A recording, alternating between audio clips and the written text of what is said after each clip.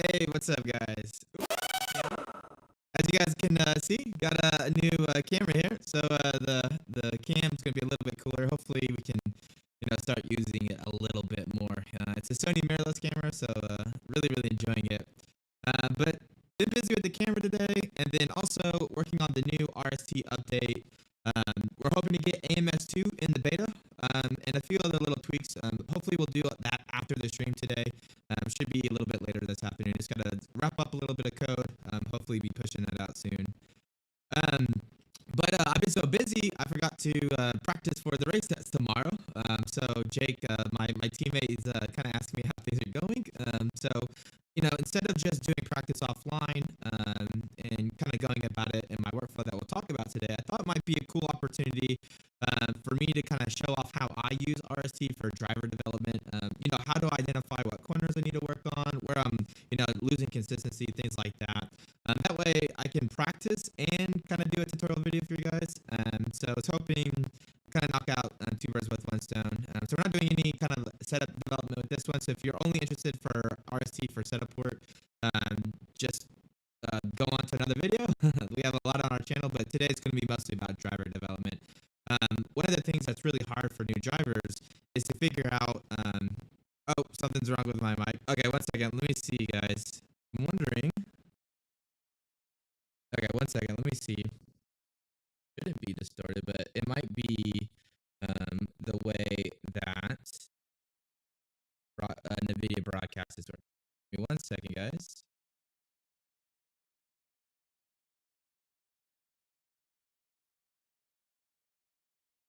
Yeah, that's what everyone else was saying, Devon. Let me start my voice meter real quick.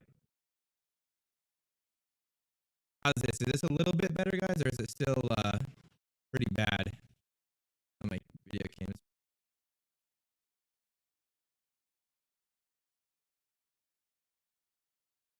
Okay, close it out and then relaunch it. Okay, let me try that real quick, guys. Just give me 2 seconds. Okay. All right, 1 second, guys. We will restart RTX voice here.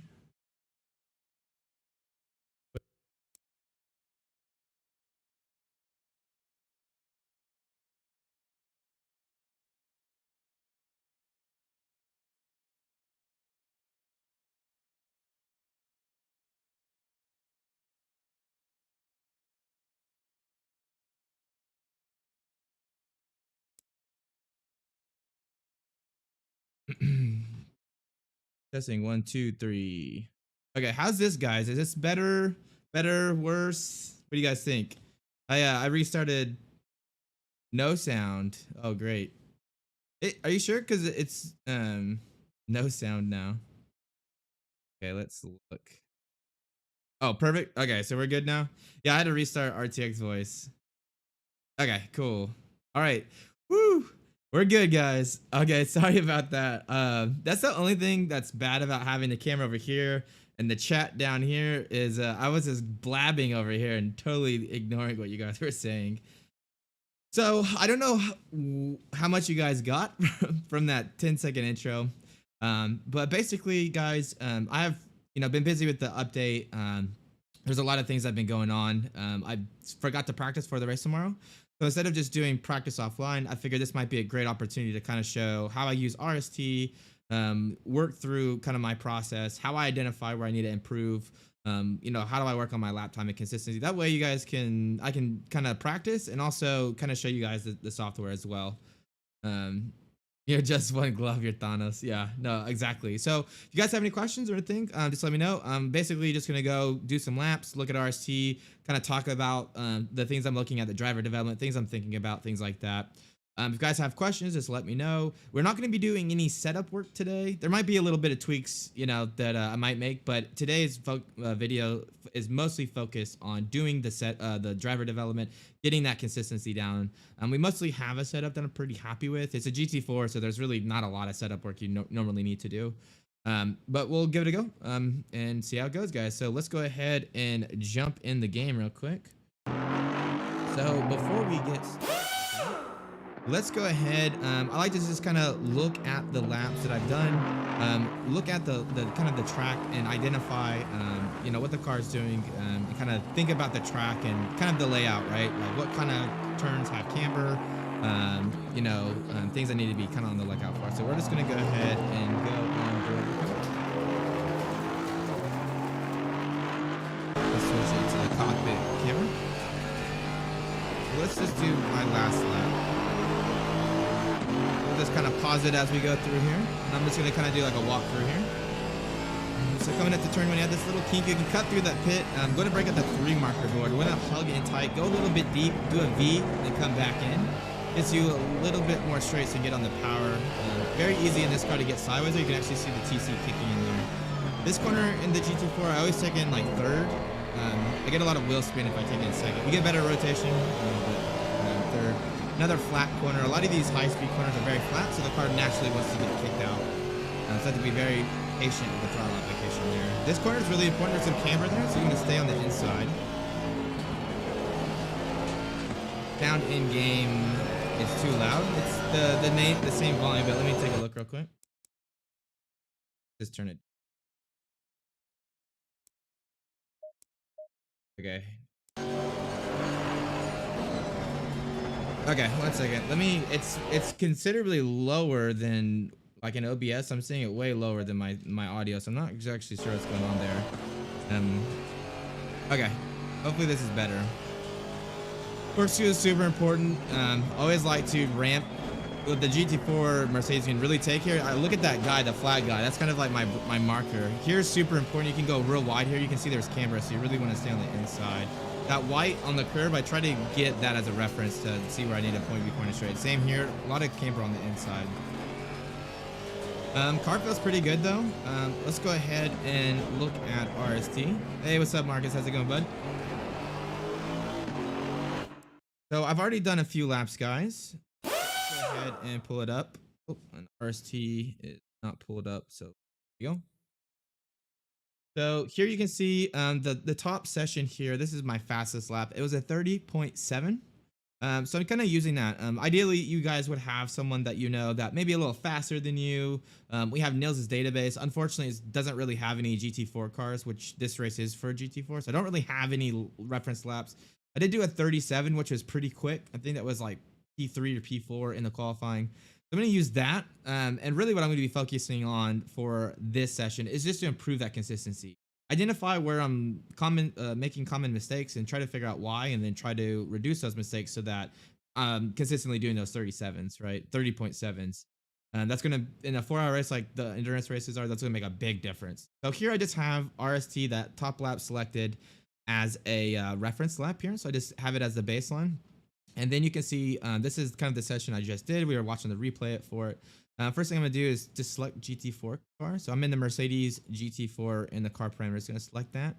And then what I like to do is I like to just take the laps in the middle of the session. Obviously, the first few laps, you're going to have tires warming up, coming up to pressure. So you're not going to be at your optimal pace. And near the end, you might lose focus, right? You've already done quite a few laps. Looking at the middle of the session, that's going to give you kind of where that, you know, common driving style is going to come from, where you're consistently making the same mistake. So I always look at 2 or 3 laps through there. So I'm just going to select 2 laps for now. We're going to select this 30.9 and a 31.0. So pretty close pace there. We're going to go to driver. And we're going to go to overview. So overview is one of those driver tabs where it's really good to start. You can see like where your time slips, or where you're losing time, gaining time, speed, throttle, brake, steering, gearing. And then what I like to do is once I've kind of identified corners and stuff in here that I need to work on, I like to go to the other graphs, right? We have all these other things in the drop down and look at them in more and more detail to try to see, you know, maybe I'm looking at throttle. I want to see specifically like what my throttle aggression is, or maybe my braking aggression. So again, just a really, really good spot to kind of look at and find more information. So first, we're just going to go ahead. I'm going to pull up this look at this top graph here. This is the time slip. So this is comparing the laps to this baseline lap. So these 2 laps compared to this lap. And if it goes down, that means I'm faster than the baseline lap. If it goes up, it means I'm losing time to that baseline lap. So ideally, we want to see it flat or going down. Obviously, going up means we're losing time. So let's kind of zoom in and take this corner by corner here. So into turn one, you know, pretty much the same speed over the straight finish line. Not really losing too much on the exit of that last turn, but into turn one on these two laps, I was actually faster than my baseline. So when I did my baseline, I had the brake bias a little bit farther forward, and I was kicking in that ABS a little bit too much. So I actually moved it back just a little bit, and I actually got better braking into turn one, which is why I'm actually faster on these laps than that turn one. So into turn one, you know, really good.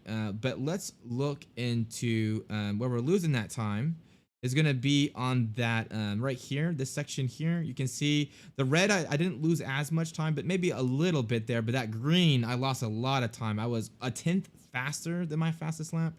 And then by the end of that turn, I was what is that? Almost a tenth slower.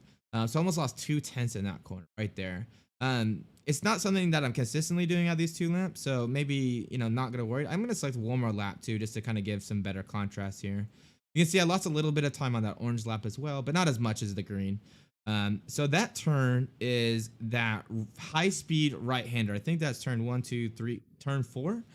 It's that one where it's a little bit flat, high speed. You really want to get a lot of on the corner entry because you're gonna go wide there. Let's try to see why we lost some time there, and you can see right here. So let's go. The throttle dip right here. This green line right here. There's a huge dip in throttle, which probably means I was going wide, and I got off throttle, and it just totally killed my exit velocity. So it's kind of better to slow down a little bit more into corner entry, get the car rotated, and then get on the throttle. Even if I'm a little bit later on throttle, it's better than totally lifting off on the throttle. Like I said, that's totally going to kill my velocity, especially down the straights. And if this is kind of hard for you guys to read, again, this is throttle and brake. So when you have 3 laps at 6 traces, like I said, you can just go into throttle, and you can see here now. Like you can see I lost a lot. I got on the throttle way late there. So the blue is going to be that fastest lap. That red where I got off throttle, and that's that 31.0. And you can see, like I said, I was actually a little bit quicker mid corner. If you look at this speed trace here, the red is again the slower lap.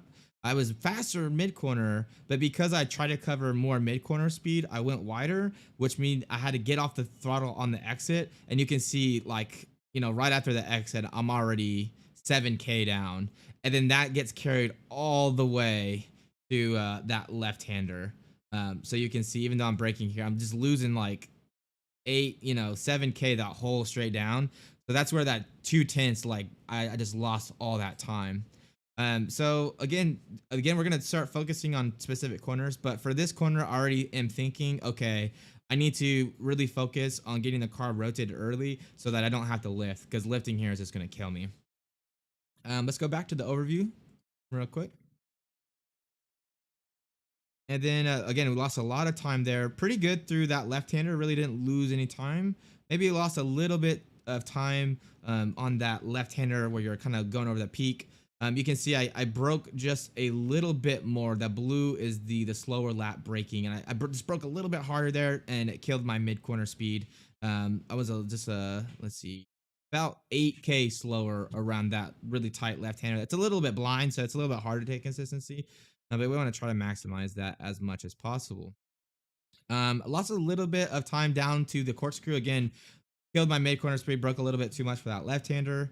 And then through corkscrew, pretty much the same. Didn't gain time, didn't lose time. But here on the final turn, I lost a lot of time. And if we go to the brake, we'll see why. So, hey, what's up, Peter? How's it going, bud? So looking at this final corner, you can see my slower lap is the red, and my faster lap is the green. I broke a lot later on my faster lap than I did on my slower lap. Even though I'm on the brakes harder, that's giving me a little bit of trail braking to get rotated around that like kind of hairpin. So braking a little bit later, a bit harder, gave me a little bit more time. Even though I was slower mid corner, I got a better exit. And pretty same speed, but just braking later there just saved me a little bit of time into the braking zone. So that's just like a quick overview. What I like to do anytime I do setup work or practice for driver development, guys, is I like to identify 2 corners, only 2. A lot of times people try to focus on improving all of the corners, and that's really not conductive to how humans learn. The best way to humans learn is focusing on like 1 or 2 corners, really trying to think about what you need to change to be faster and more consistent through there. Doing 2 or 3 laps, get that instant feedback to see how those adjustments are either moving you in the right direction or the wrong directions, and then just kind of rinse and repeat. So once I get those 2 corners where I'm pretty happy, I'll do the process again. I'll identify the next 2 corners where I need to work on and focus on those, and then you just keep doing that process, looking at the data until you're pretty happy with it. So again, I'm just going to select a few more laps here. Let's just see if those are the corners that we're consistently losing time on. And then let's see if we're losing time consistently, and then we need to improve it. So right here, that left-hander, this peak, I'm pretty, out of all 3 laps I have selected, I've lost, let's see, about a 10th through there. So that peak left-handed, let's really focus on covering a lot of mid-corner speed through there. And then obviously, let's really focus on this turn 4, that right-hander. Let's really focus on trying to improve that. So I'm just going to go back. Let's see what we need to do here. So here, again, we need to really get the car rotated. Braking marker is okay. Just get the car rotated before getting on the throttle. So we're really going to focus that. And then this one, really going to be focusing on not braking too hard mid-corner. So you can see this blue is the one where I was slower, the yellow. So we broke at the right point. We broke a little bit too much there. So let's go back. Let's do a few laps and really focus on doing just those 2 things to see if we can consistently go there. One thing I want to show you too real quick, guys, is under run. You'll see in the top right here, it'll tell you your average lap time and your standard deviation. So it doesn't tell you for the baseline because I only have 1 lap here, but this is session 2. This is that session I just did. You want to delete any laps that are like out laps that skew the timing, because that's going to skew your average. You can see here, these are pretty much all. Let's just delete the first 2 because I think those are out laps. So we're just going to do these mid sections. So our average lap time was a 131.1 and our standard deviation was 0.3. So for me, that's pretty good. Anything lower than 0.3 standard deviation is going to be very good for an endurance race. But let's see if we can maybe get that lap time average under 31. If I could get like a 30.8, 30.9, and then make a standard deviation of like 0.2, that would be very competitive for an endurance race. So let's see if we can do that. We're just going to focus on those two corners, that turn 4, that blind left-hander. Again, focus really narrow on what we're trying to improve. We're just going to go back now, turn to garage, load the setup. Then I'm just going to go ahead and switch it to the, oh, it already switched it, the tire sets for me. We should be good. So let's go ahead and get her. Hey, what's up, Peter? How's it going, man? Let me know if the in-game audio is too low now, though, guys.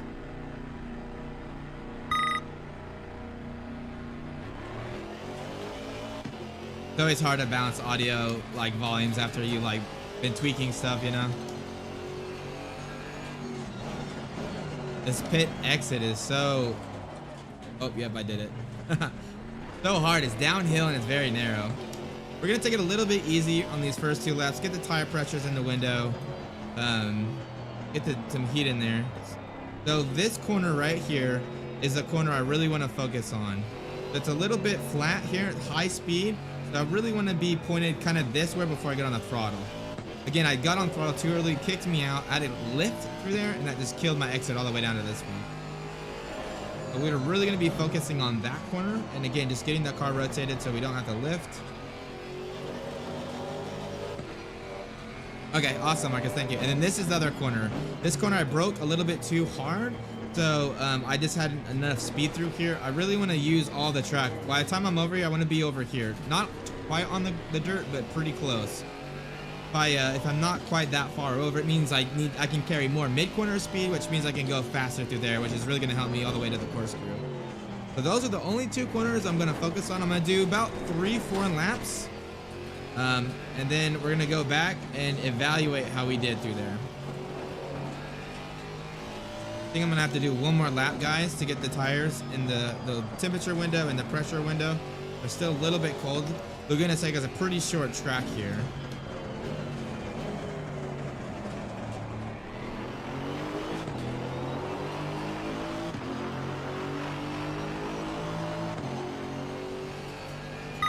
We're gonna push it though. Probably get some graining here. Let's just see.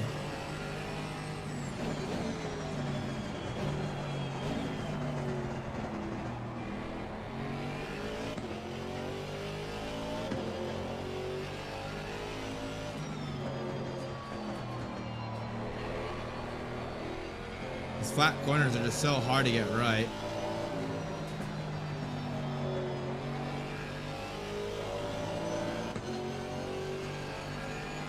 All right, we'll be good next lap in terms of pressures.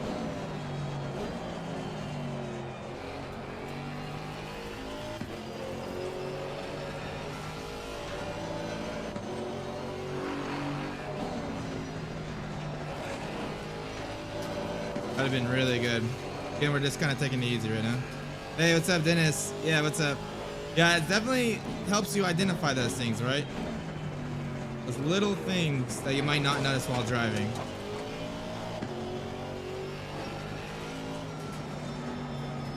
Very easy to get kicked out here. That feels really good though.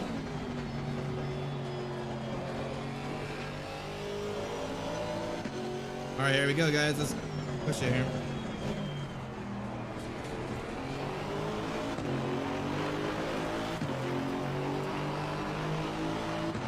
Always, it seems like the Mercedes, they all have, the GT4s all have slightly different tires, so sometimes the pressures can be different. This one seems to be one about 26.5. I went way too deep into that corner. I'm gonna lose a ton of time here. Need to brake a little bit earlier there.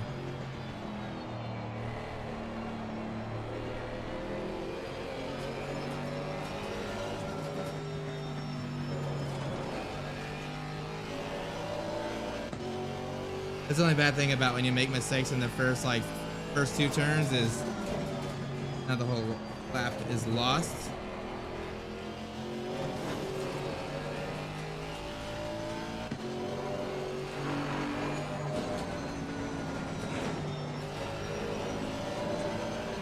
That was really nice right there.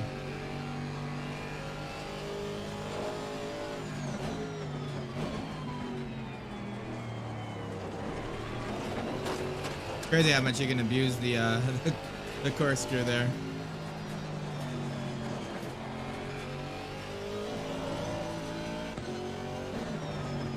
So tomorrow is gonna be a 4-hour race. Should be pretty fun. Should be like 35 cars, I think, which at Laguna Seca is definitely plenty. All right, let's try to go again. I'm gonna do about 3 or 4 laps. Not make the mistake into turn 1 here.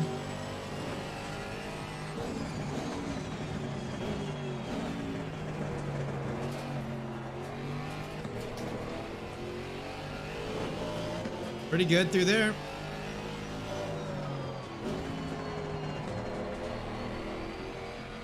There we go. Felt good there. All right, let's really focus here.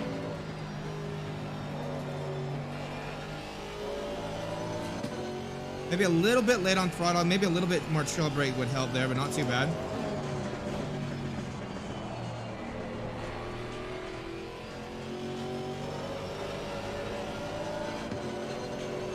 All right, really focus here.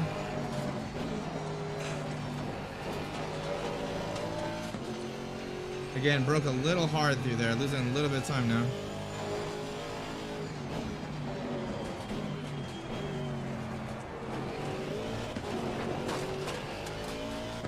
And I lost it all. That blind left-hander again is very tricky.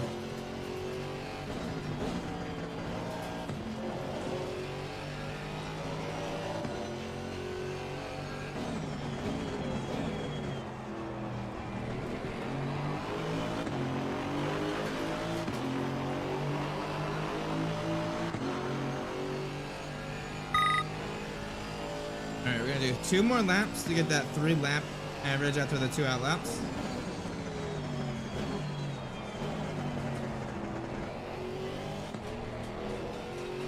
Oh, that was really nice there. Really wants to be V'd.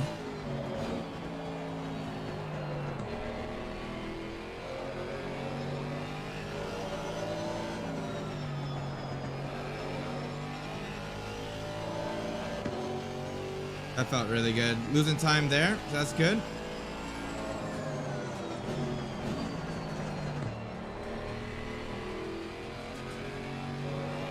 A little bit too low in the gearing there.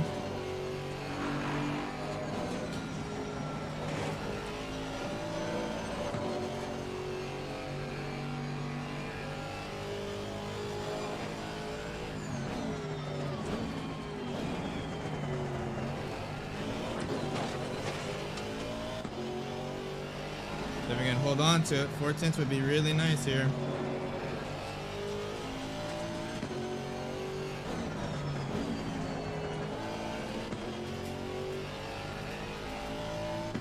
No, the pressures are good. If you see the pressure HUD, they're indicating properly filled. The GT4s are just hard because they're all slightly different. They're different tire diameters, so. So that was a 30.6. Let's go ahead and pause it and go back to RST real quick and kind of see the difference here. So again, really a part of learning is having that kind of instantaneous feedback, you know, as soon as you come back in and seeing where you gain time and lost time. So we just did a 30.6, which was really, really good. So let's go ahead and see.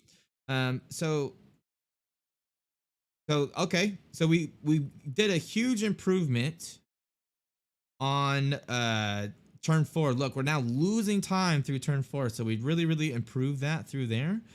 Still losing, we lost actually a lot of time on the left-hander. I think I broke just a little bit too late there, but through the corkscrew and stuff. Let's see on the second to last.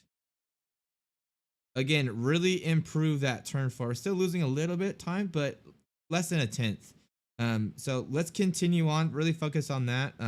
We're really start to focus on that second turn that we were talking about, that blind left-hander. I really need to carry a lot more mid-corner speed through there than if possible. You can see the red is the kind of the baseline here. You can see for the baseline, I broke a little earlier, but less aggressive. And that let me get on throttle a lot earlier. So I think if we could just fix that, we'll be pretty good here. Let's stay zoomed in here. So if you're zoomed in like this, you can really get a clear indication of what's going on. So we're going to do that. So let's go ahead and focus on the second one. I think that turn 4 is pretty much nailed now. Let's go ahead and continue on though.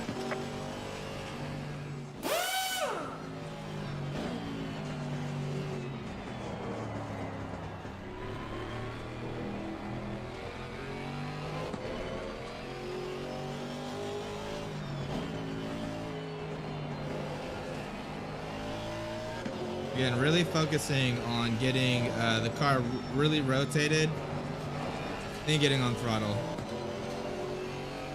All right, turn 4, not too worried about. This turn up here is the one that we really want to focus on.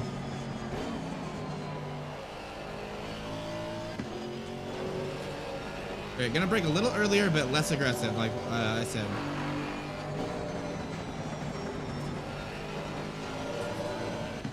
Probably a little bit too late there. Really late on the throttle.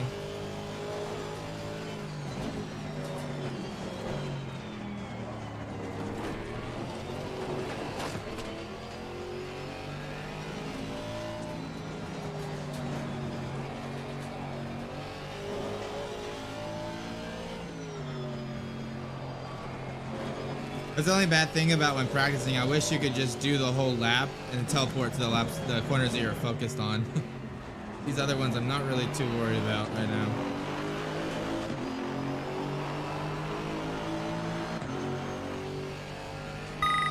Yeah, optimal pressures can come from total grip, but it just depends on a lot of things.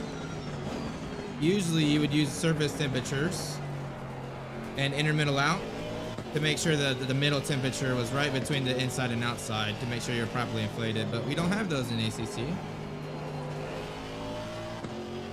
We just have to rely on the HUD.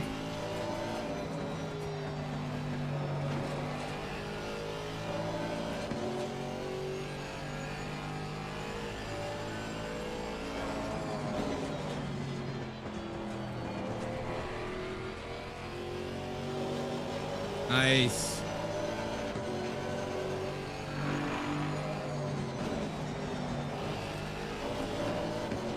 Whew. Really got in the dirt there.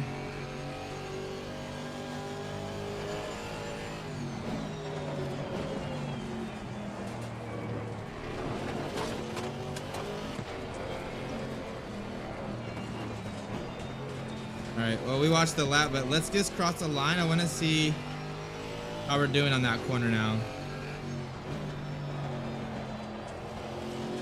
That's the whole part of learning. People always want to like focus on just getting faster and faster, but you really want to work on those fundamentals for each corner. And then once you kind of perfected each corner, then you put it all together.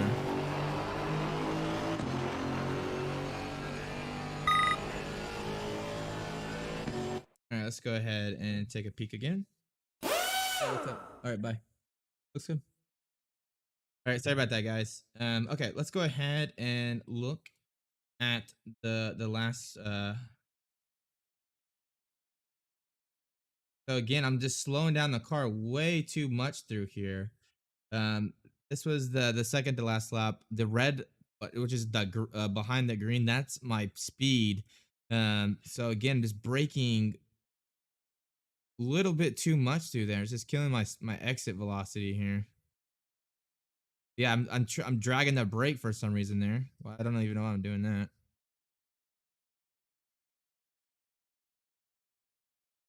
I just need to brake. I'm braking too late, and I think what's happened is I think I need to brake harder to get the car rotated through. So again, let's really focus on braking early. This is probably about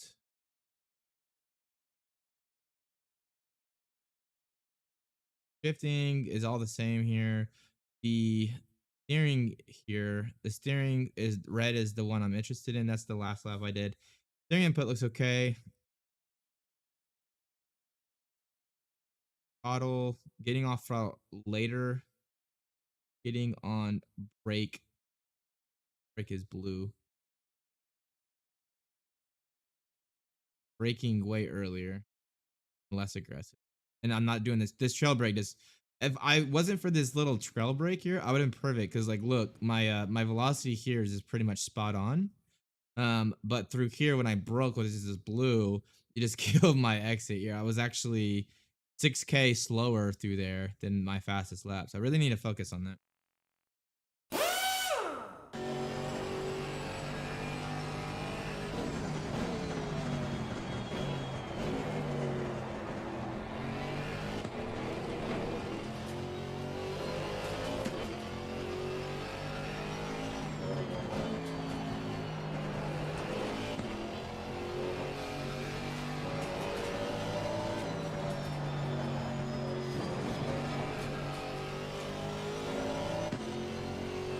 Just trying to get back to this corner, and then okay, let's focus on braking early. Braking early.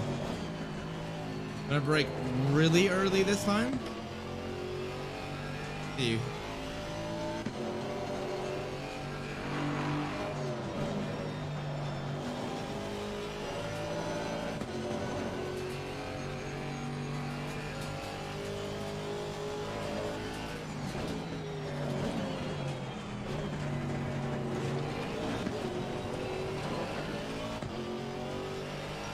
Hey, what's up, Speed Demon? How's it going, man?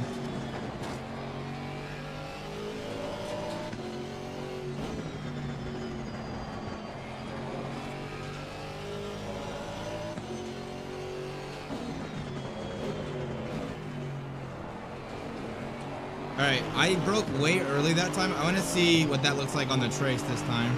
And then I might have to split the difference. Again, slower, but I'm only interested in the one corner.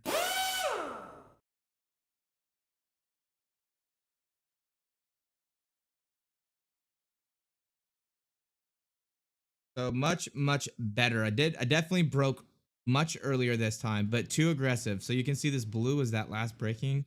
The braking was almost spot on in terms of like when I got on the brakes. But I just broke too much here. Throttle was on way early, so actually probably lost less time.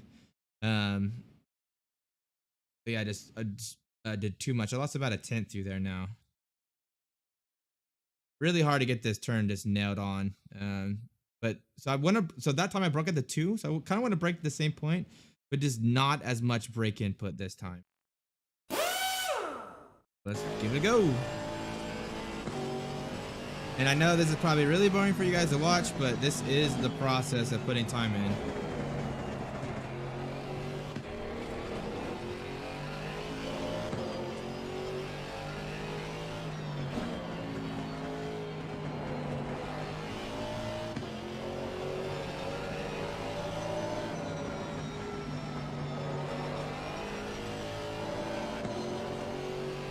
Really got that turn nailed now.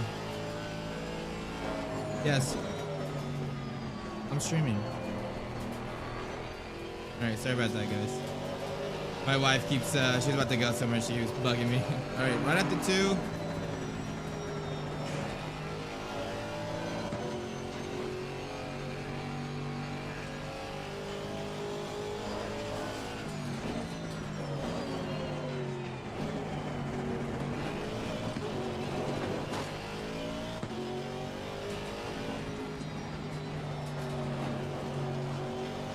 Really easy to get spat out there. That camber is so crazy.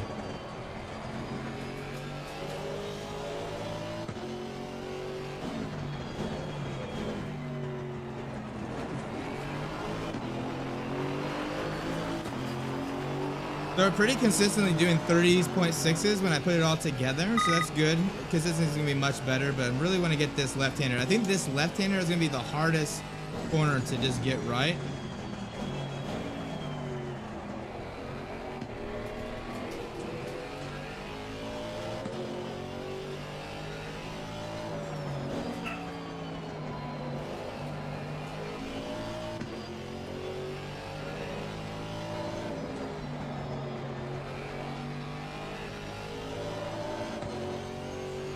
Hey, what's up, Napon? How's it going, man?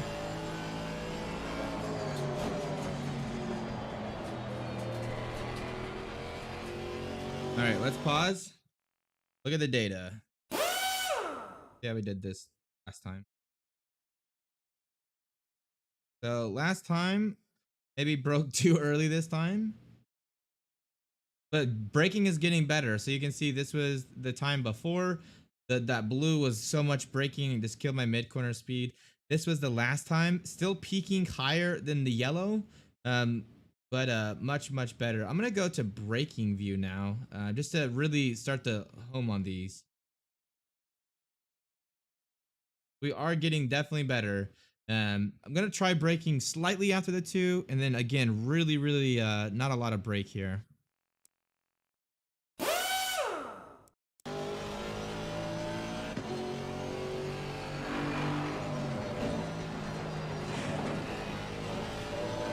That felt really good. Losing time, but that felt really good.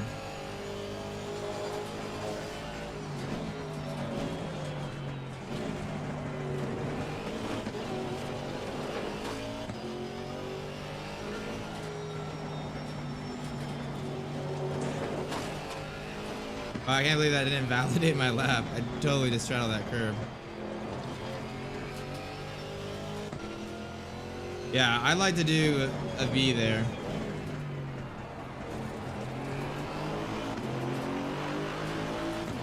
All right, we're doing 30.6.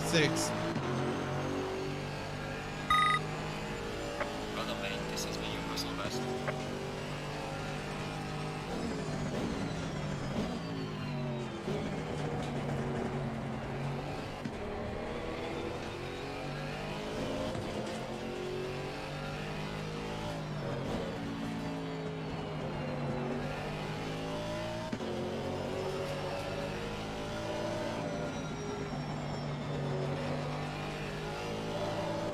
Using the whole track there.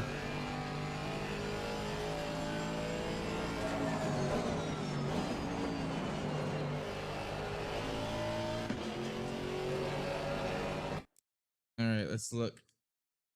How'd we do last time? Now stop to work.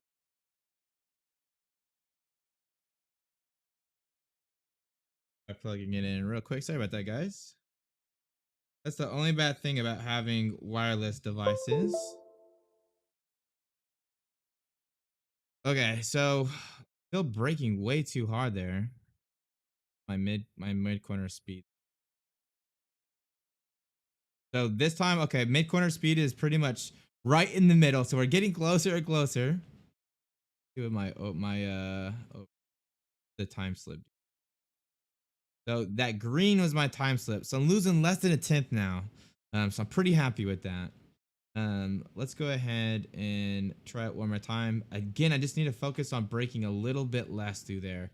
And really try to get just that little bit of braking and then on throttle really early. See what I'm doing throttle wise. So let's see. Throttle base is the green. So that red one I actually got on throttle really, really early through there. And I think that gave me a little bit of time. It's still a little bit slower. Let's see what we are by the time we get to the end of the braking. End of the braking, we're doing like a 191. So we're about 3K down, but it's really not bad. Again, that mid corner speed through there is probably making a little bit of a difference.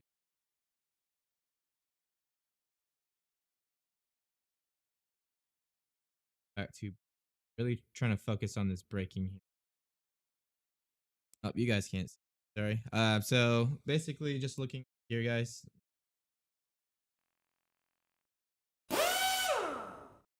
So this last time was the green, way skinnier this time, but still braking too hard through there.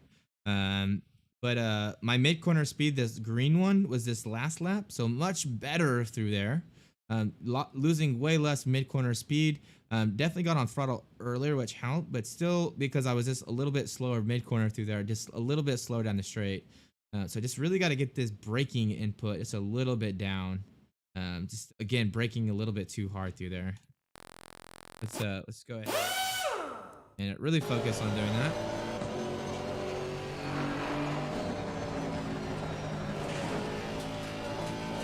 There it was. There it was. There's a time too going down.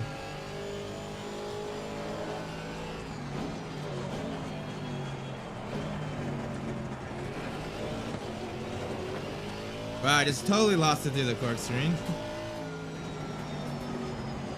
But again, we're just focused on that one corner right now. So let's go ahead and cross the finish line and see how that did.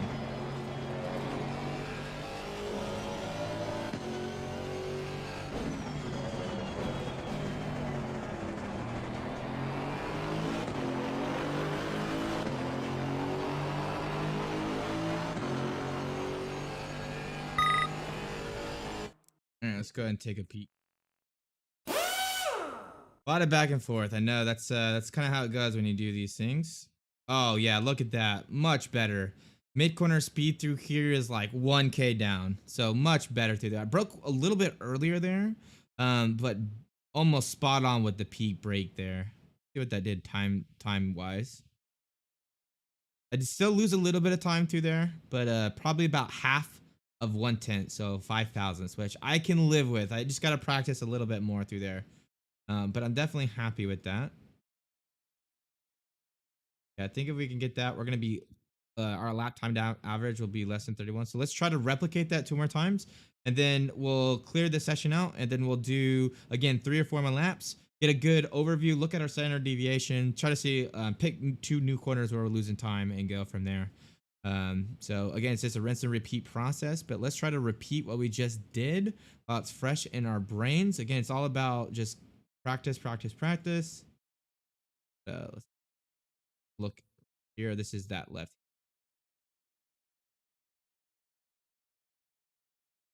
Let's gonna make a. There you go. So if you guys are wondering how I'm doing the scrolling, if you hold control, double click, it'll fit the Y. So you can see how it didn't move my X zoom, it just did the Y.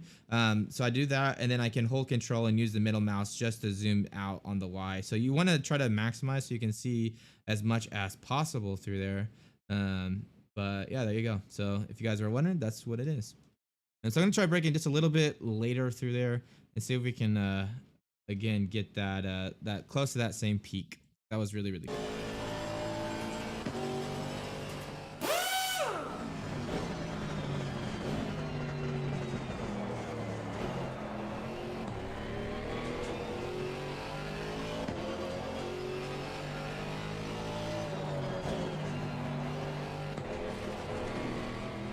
Ooh, that was horrible.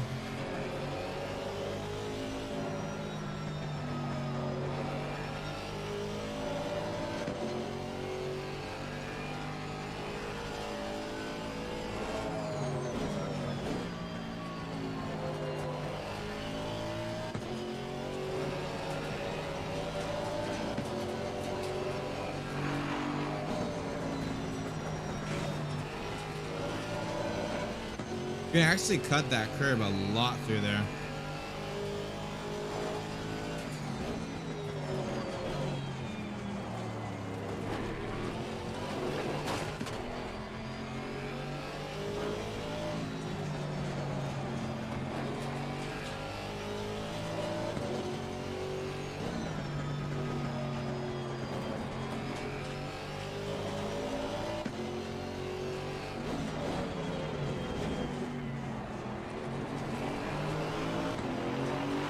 See what the temps are doing.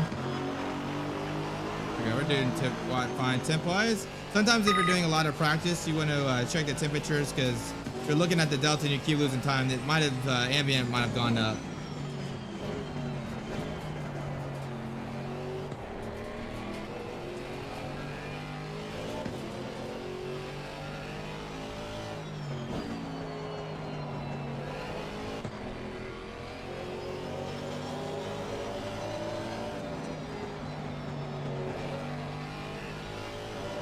Very nice.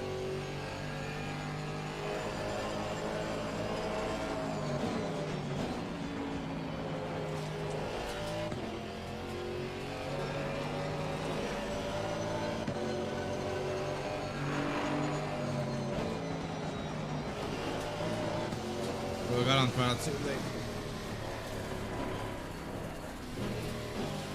Not dead.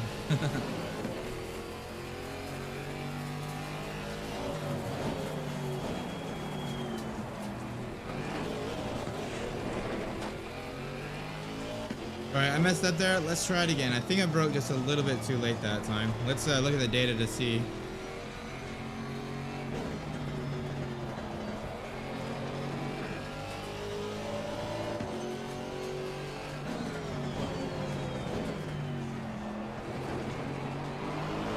That's one feature I wish RST did have, was a video recording. So you could like scroll and see what the sight picture looked through there. Only thing that I wish you could do that we can't do yet.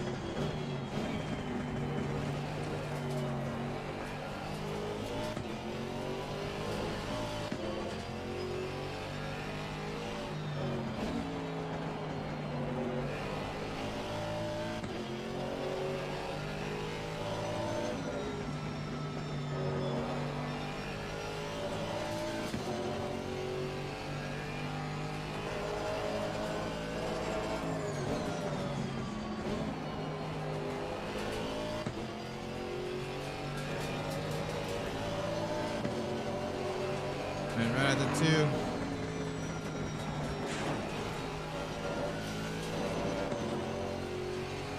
This feels like you brake so early through there.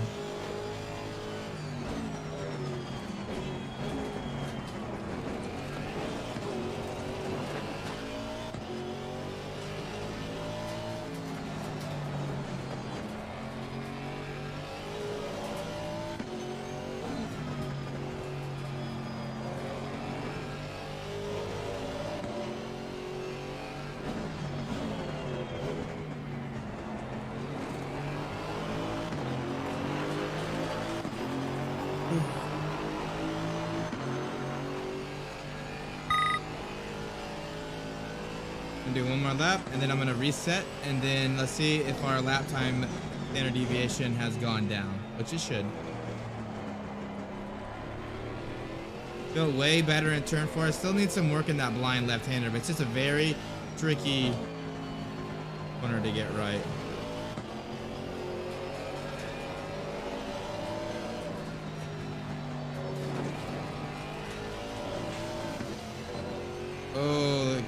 gravel just slowed me down just a little bit there.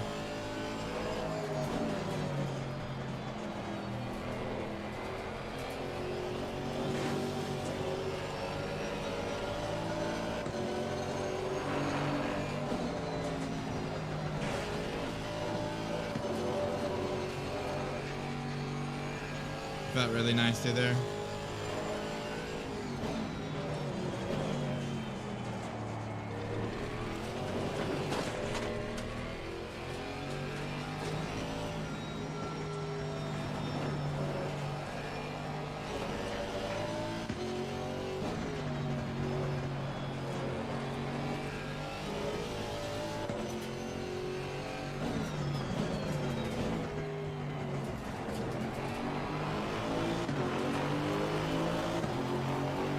All right, 30.6 is pretty good. Let's go ahead. We're gonna reset. Now that we've kind of improved those 2 corners that we identified before as needing work and practice, I think we are much better in turn 4, a little bit better in that blind left-hander. Let's go ahead and reevaluate. So we've kind of got to those 2 where we're happy. We're gonna go do another 3 or 4 laps. And we're going to basically do the whole process again. Look at the corner, see where we're losing time in the most 2 consistent losing time, and then focus on improving those. So we're gonna go ahead, return. We're just gonna restart just to get the temps back, and then what we're gonna do is go into setup and load the setup here. And then we're gonna get on track and get her going. Go. Low tire pressure. Stay clear of the curbs. So again, we're trying to beat a 31.1 lap time average and a 0.3 standard deviation. So right now, before I was just trying to focus on improving those 2 corners. I didn't really care about my time. Now I care about the time. Now I'm trying to put a lap together.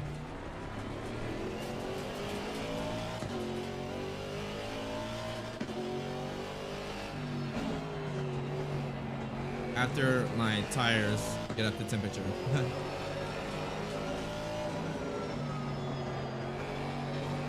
So this process that I'm doing, it's the exact same process you can do if you have Nils' data for a GT3. Luckily, he's really fast, so just identifying those few corners where you're really slow, you're losing a lot of time. Focus on improving those 2 corners, trying to match the inputs that he's doing. Then once you've kind of got them to where you're happy with them, start focusing on a few more corners. That's kind of the whole process. And then after, a day or 2, you'll be really, really close to the same inputs.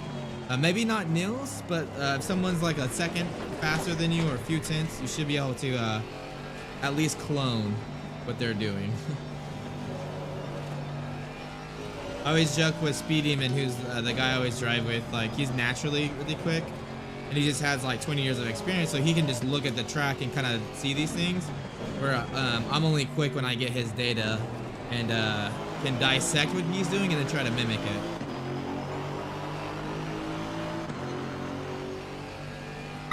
Okay. Pressures are still a little bit down. Takes about 2 out laps here to get them to where we're happy. Really deep into that corner. But after this lap, we should be good to start pushing. We're gonna do about 4 laps.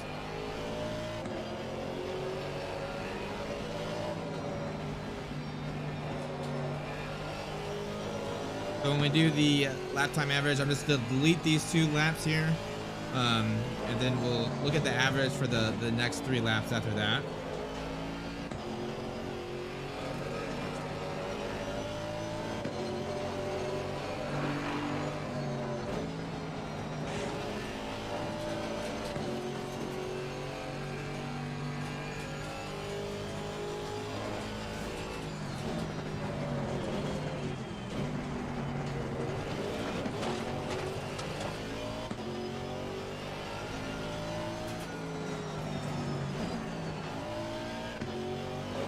Alright, we're at the pressure, so this next lap's gonna be a flyer. Have you guys been watching the Drive to Survive Season 3? It's been watching it a little bit yesterday. It was pretty good, I thought. think I'm up to like episode 4. What do you guys think? You guys really been enjoying it? A lot better than season 2, I think. All right, we're on a flyer. Let's do this. Well done, mate. That's all best.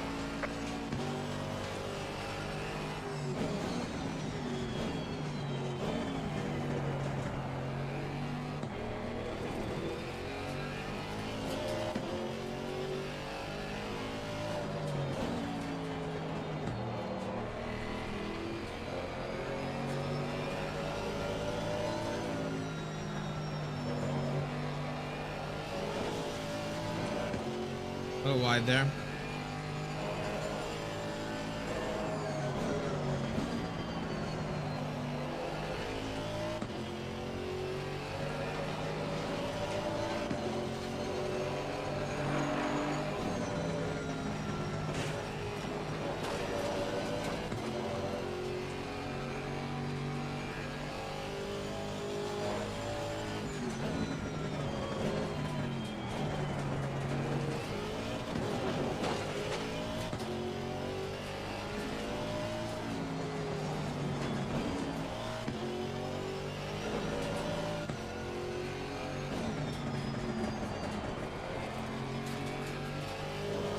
All right, up a little bit.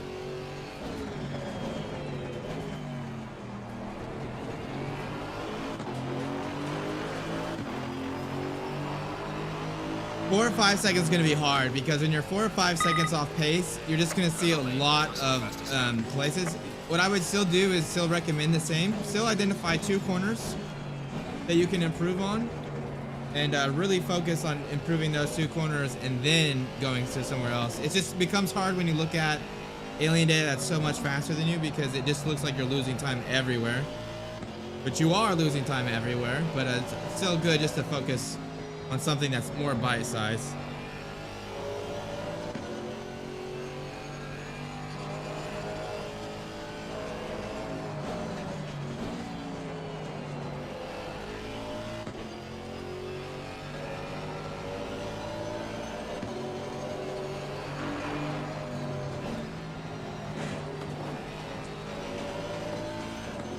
Really attacking that curve. You can really abuse it with the Mercedes. I'm kind of surprised.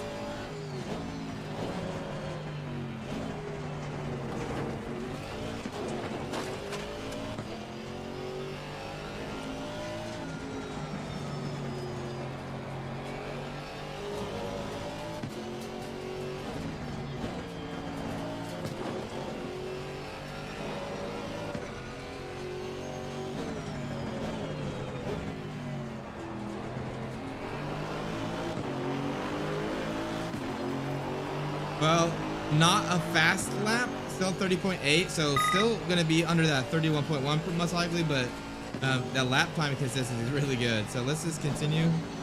Do one more full lap here.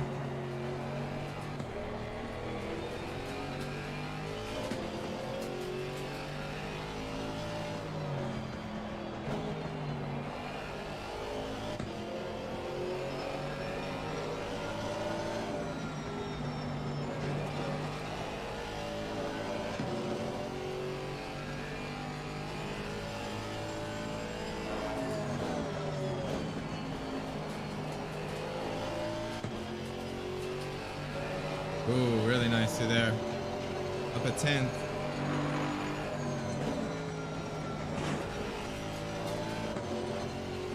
Yeah, that was perfect.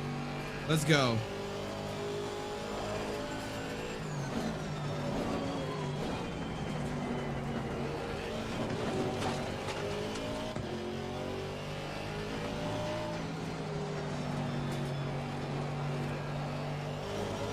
Woo! Cruising the whole track there, boys.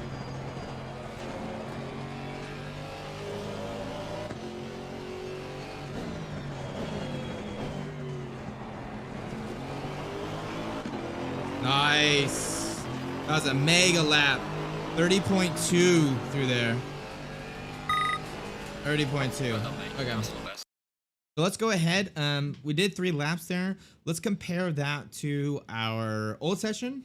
Let's see what the lap time average is, what the lap time consistency is, and then we're gonna use that lap we just did as the new baseline because that was our fastest lap. So let's try to identify what we did differently there, and then why that was so much faster. We're just gonna pull up the data here again. So this one, I'm just gonna go ahead and delete. I'm gonna call this one session two, or let's not call it session two. Let's call second so second iteration. This is like our being quick after the second time here. Again, I did 2 out laps, so we're just gonna delete those 2. And then let's go ahead and compare. So before our average was a 31.1 and our standard deviation was like 0.3 something. So let's go ahead and compare. So I'm just going to select that lap and click on run here.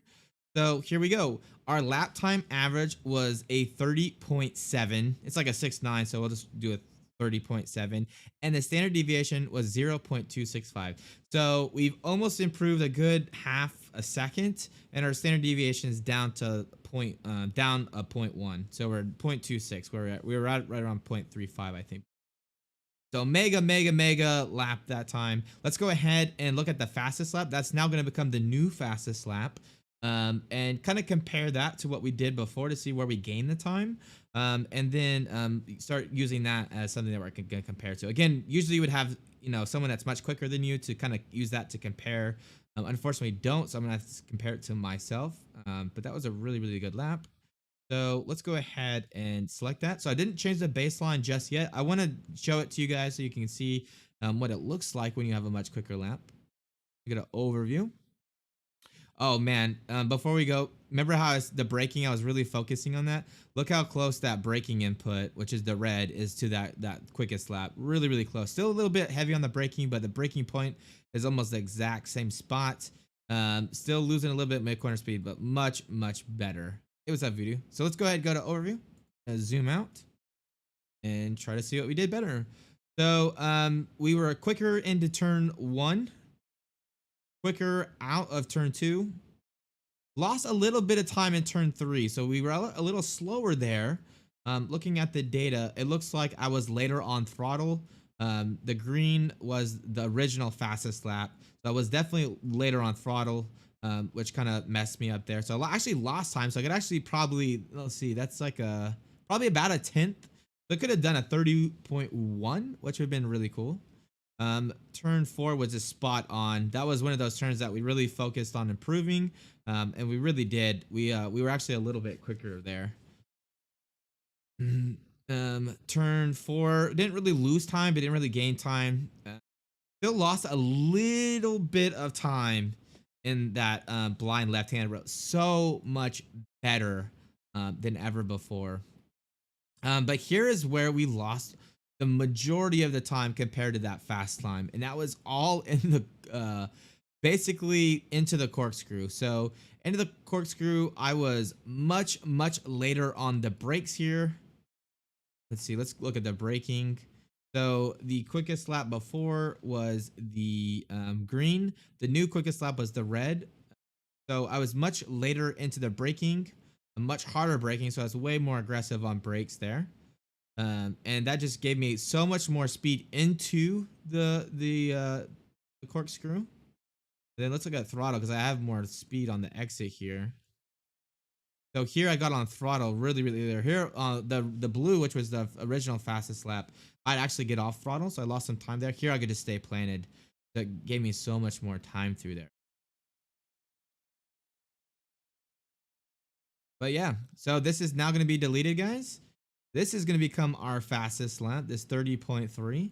And let's go ahead and select that and select these other laps to see, on those other laps that we just did, where we were losing the time in comparison.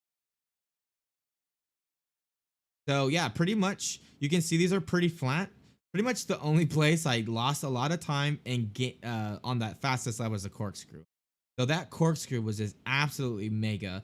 So looking at this data, yeah, this is a GT4 car video. So looking at that data, all of that time is gained in the final chicane. So I'm really going to focus these next few laps on braking as deep into the final chicane as possible.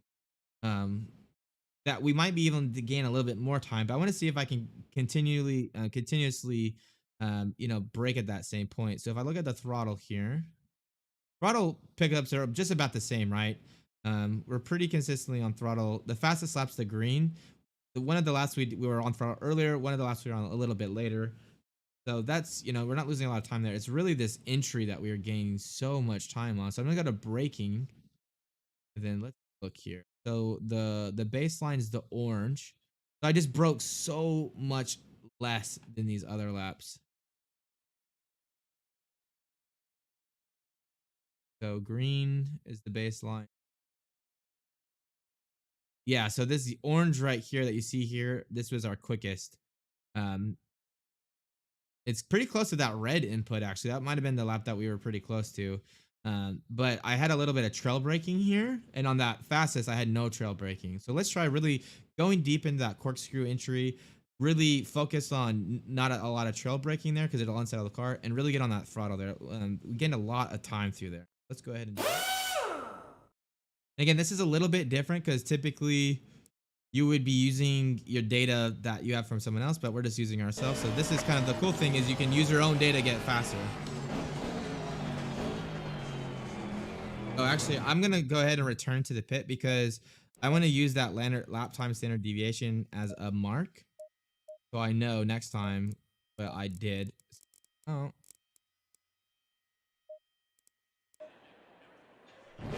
We are getting very, very close, so I'm pretty happy with my consistency and pace.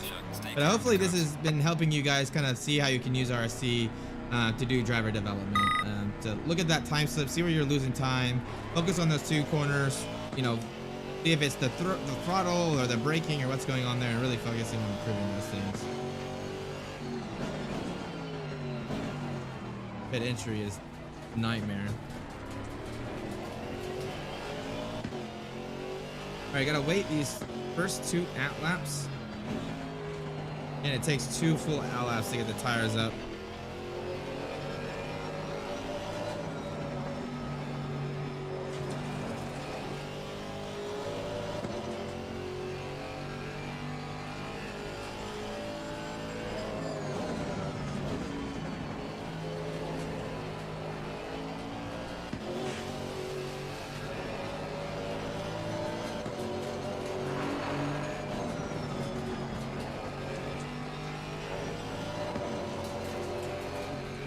We're not gonna brake super deep here because the tires are still coming up to pressure and they're still cold.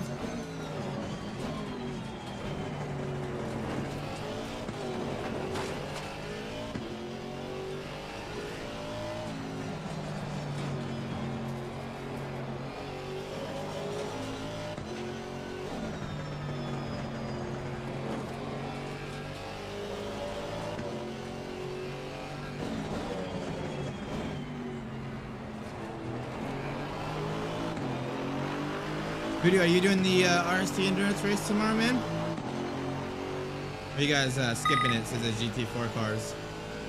I actually really like the GT4 cars. They're kind of tricky because you have to be a little bit, you don't have as much power and as much downforce to kind of bail you out of situations. You have to be very, very good about maintaining speed and stuff like that. All right, tires are up to pressures. So again, we're really going to be focusing here on trying to cover as much speed into the chicane, the corkscrew as possible.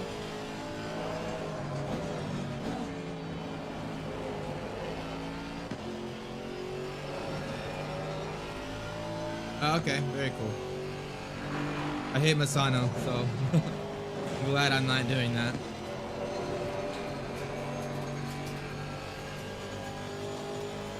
All right, super deep here.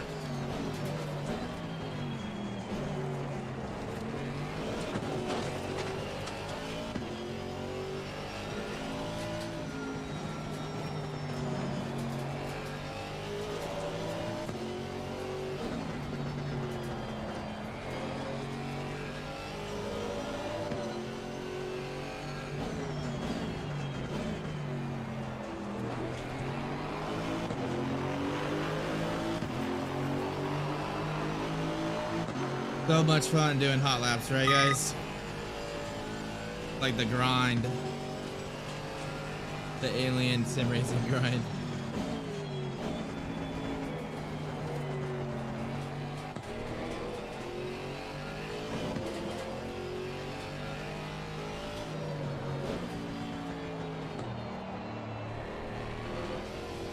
Way too deep there.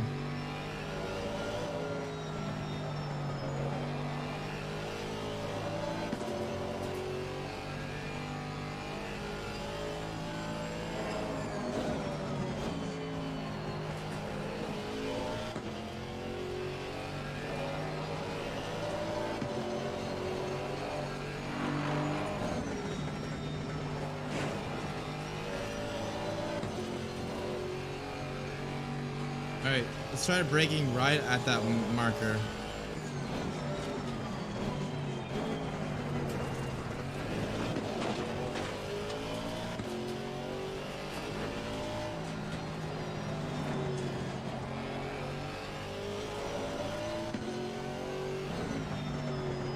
All right, I want to look at the data, see how much later we're braking there.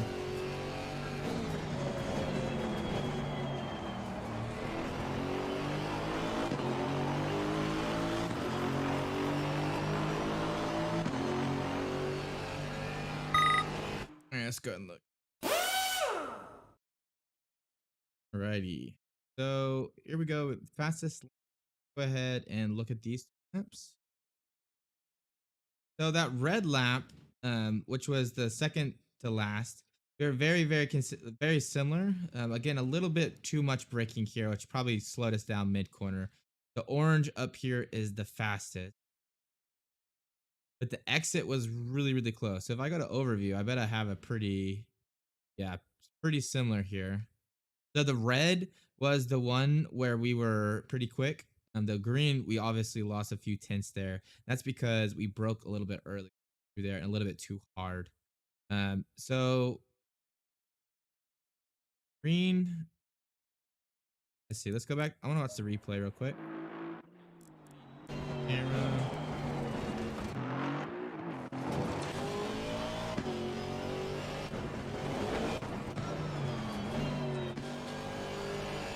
I've got on throttle or on brake like right here. I wonder if I could go a little bit deeper through there. Because if I look at the data, it's like I'm braking harder and earlier.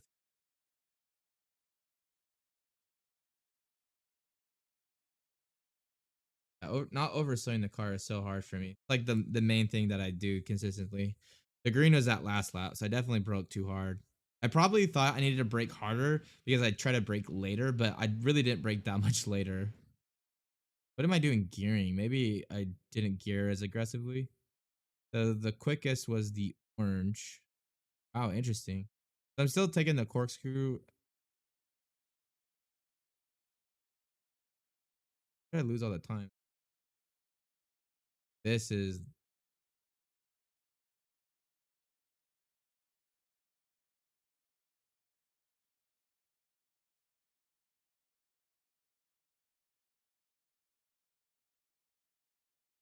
sorry. I was looking at the wrong.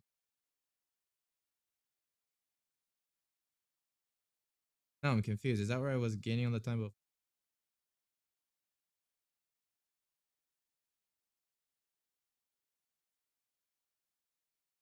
That corner. I was actually pretty consistent through there. It's pretty close on the delta. Lost a little bit of time through there. That's the left-hander.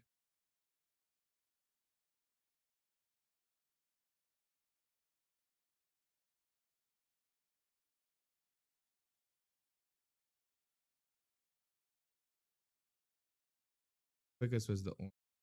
Oh yeah, I got on throttle way earlier.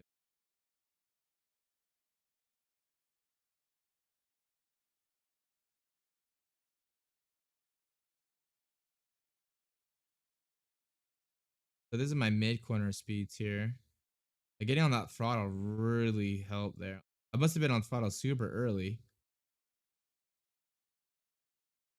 It definitely carried quite a few K down the straight. It's like 2K faster than doing that.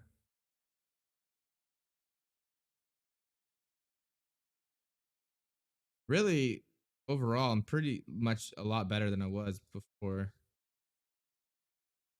Lost a lot of time. That's just because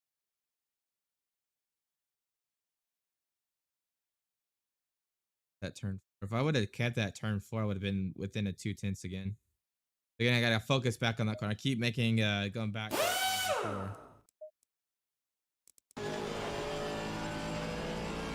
Do a few laps here.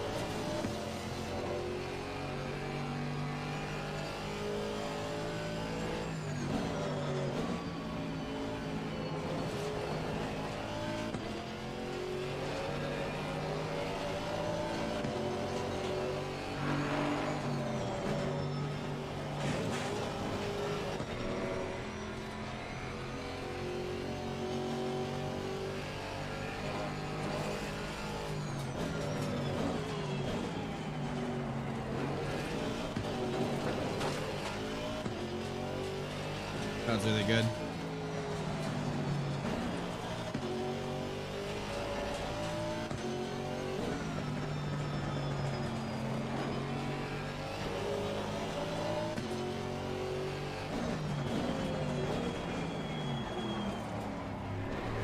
That was a lot of time there.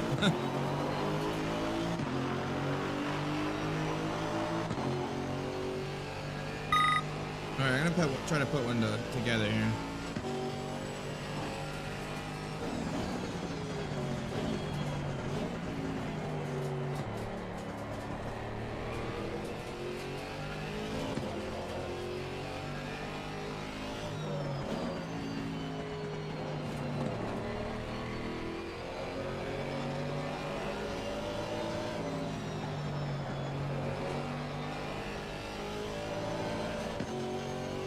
Man, I'm losing time in that corner now where I wasn't before.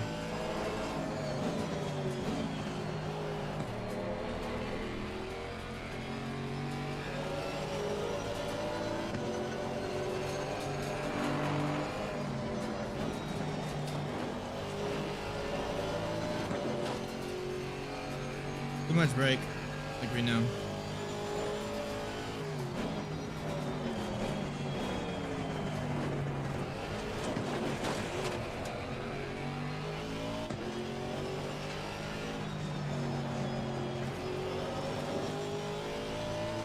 Wow, if you hold that inside, you can gain so much more speed through there. All right, let's try to put it.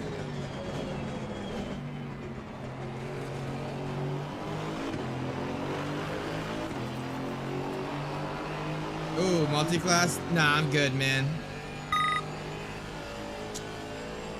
I do like multi-class races, but our last AOR race didn't go so good. Then again, we did choose the Audi, so it probably has something to do with it. I am engaging ABS like so much right now.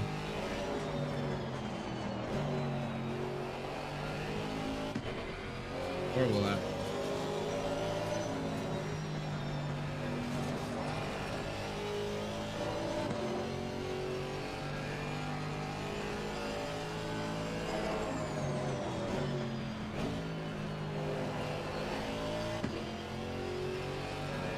Turn that. I'm gonna try the ABS down a click.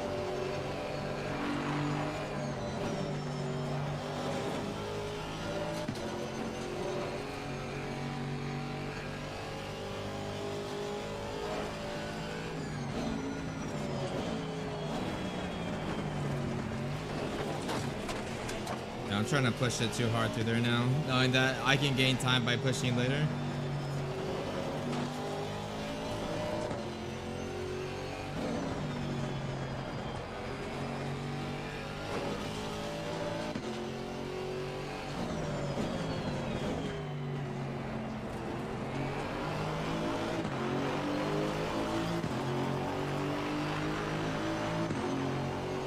All right, we can do better than this.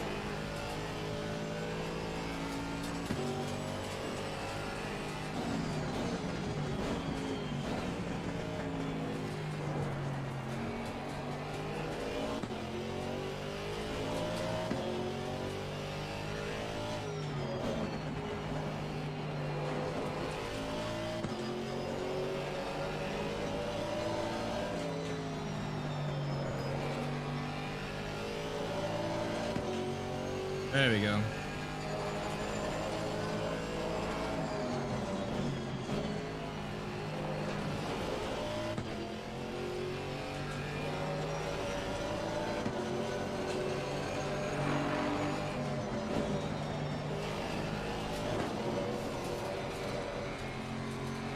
Damn it, got too loose.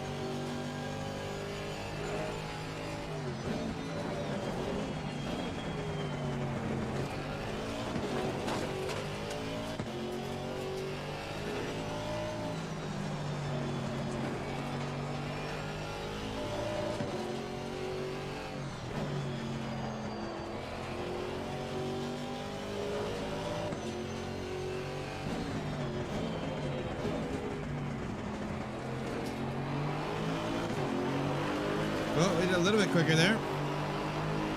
Funny how making all these mistakes now, and I'm still way quicker than I did before. I did a 31.1 average. It's really good though. Kind of shows you, you know, you're improving.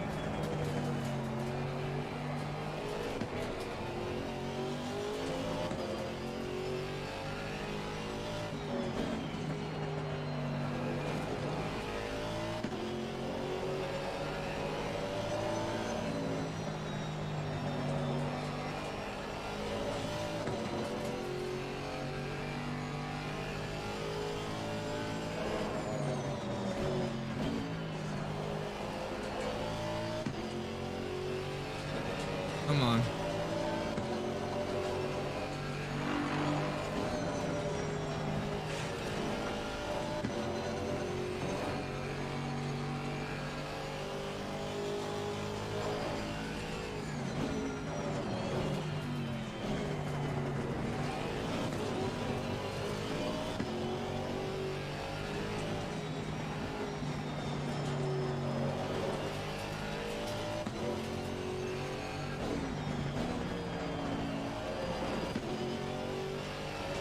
There we go. Come on.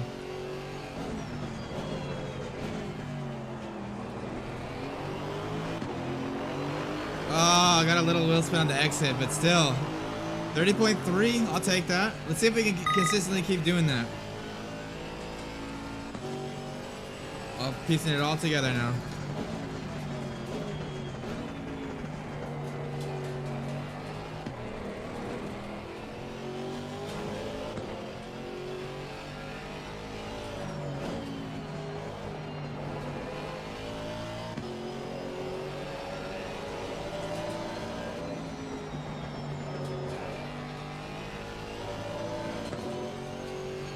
Come on.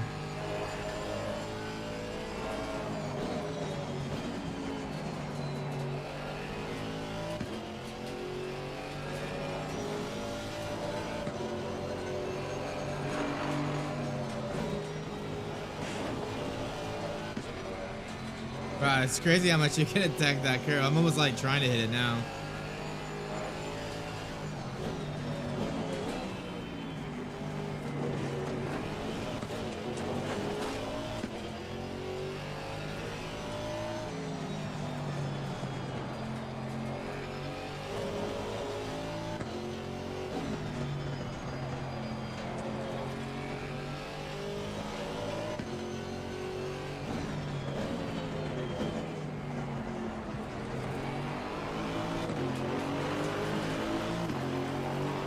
Alright, we made a lot of mistakes that lap, but let's keep it going.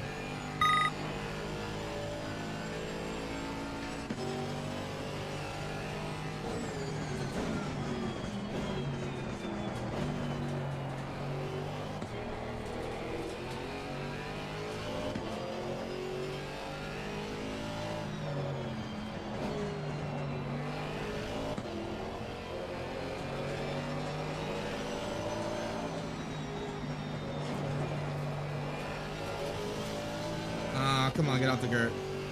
Didn't lose too much time, but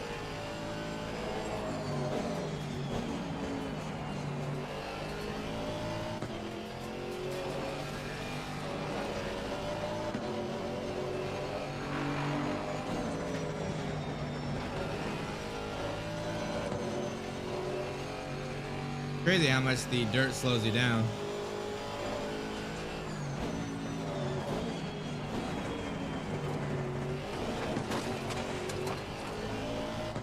Yeah, that ABS just kills you in these cars.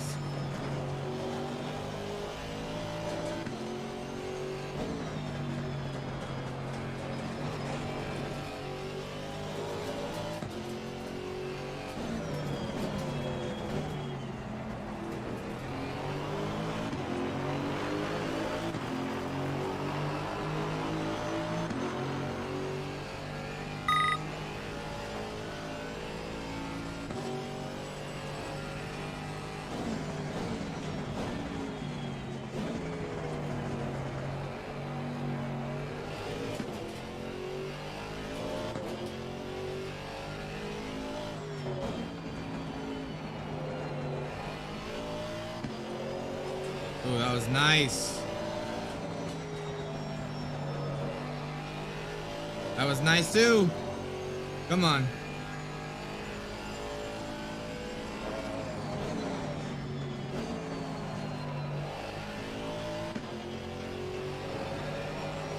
A little bit of time there.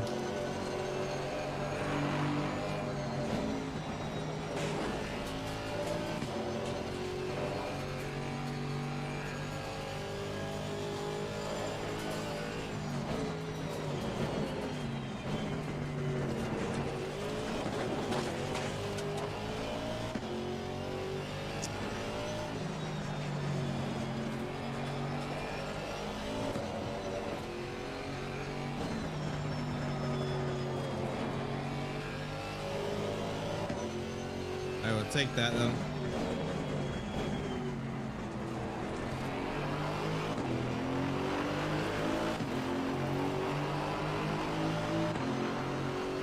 Pretty consistency in the mid 30s now, which is really good.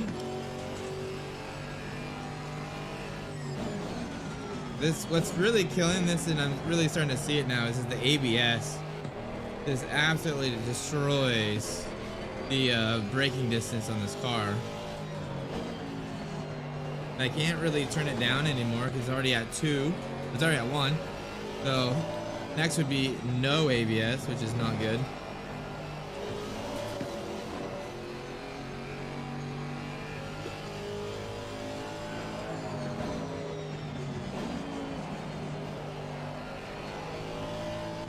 Alright, we're gonna drift this just because I want to.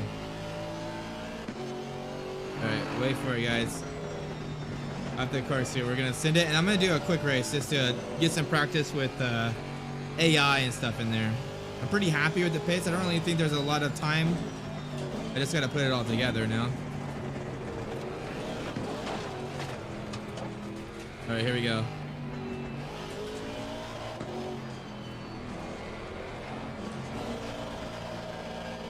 Wow, you can't drift these cars very much.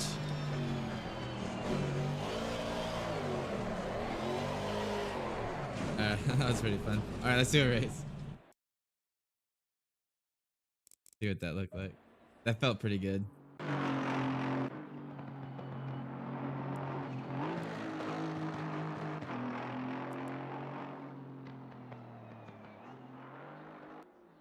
Woo, buddy, that was pretty sideways.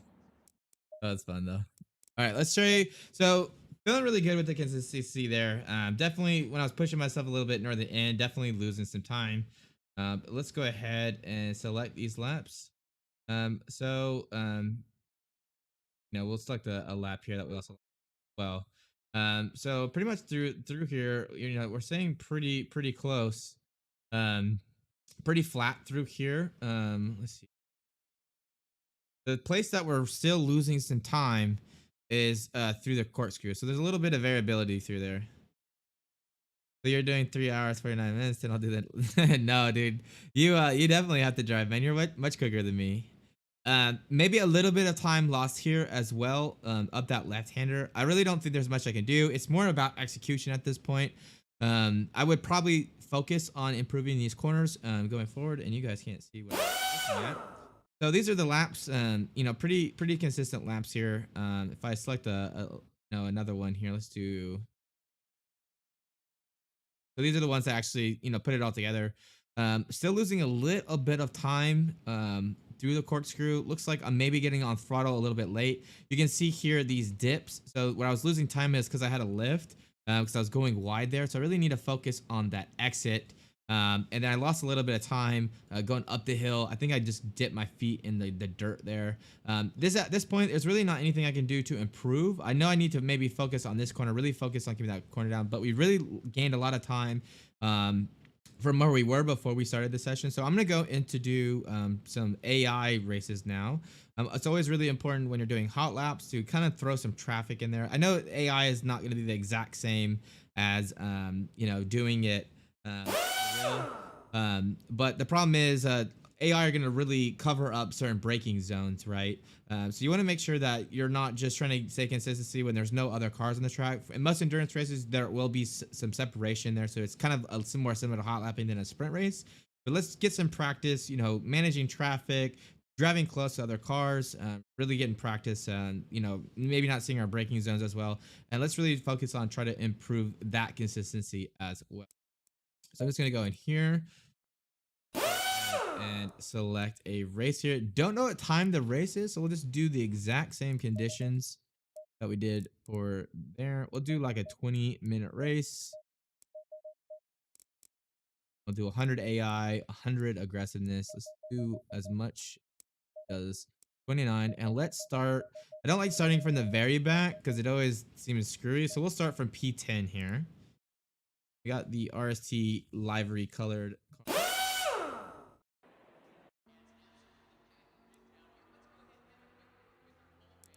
Put in setup here.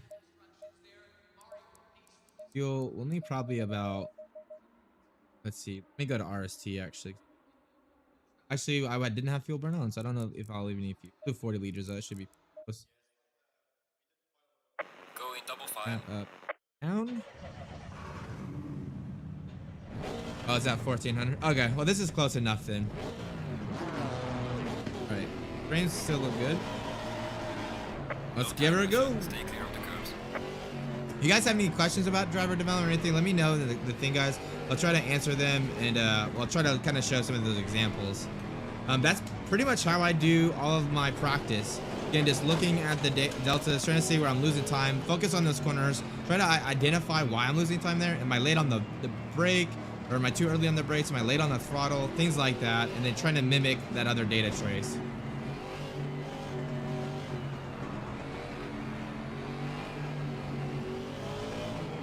This Laguna Seca is actually one of those tracks that's a little bit on the technical side, just because there's a lot of corners with not a lot of camber, so it's really easy to go wide, especially in these cars.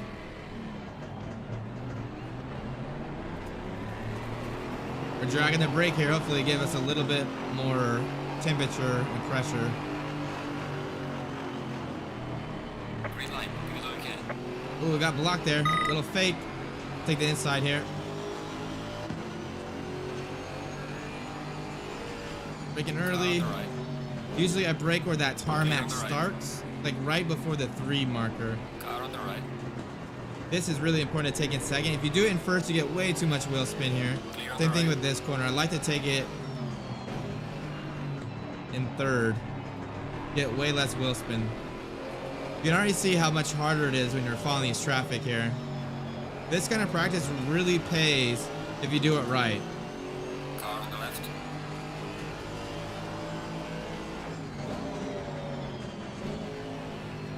A car there.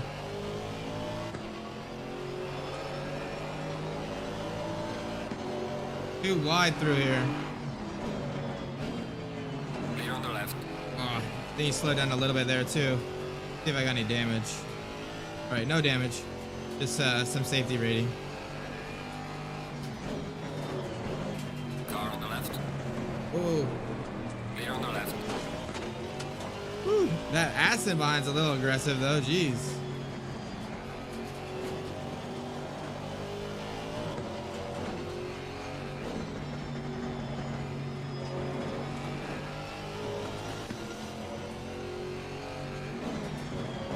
One second, bud. Let me get on this train. I'll read your question. The region said, doesn't matter to which current setup you are comparing. Nope. Just typically you want to make sure you have a pretty similar setup. You know, if you have a drastically different setup, your braking points might be slightly different. So you want to have a very consistent setup when you're doing the driver development. That being said, if you're having the same car, they should be fairly close, right?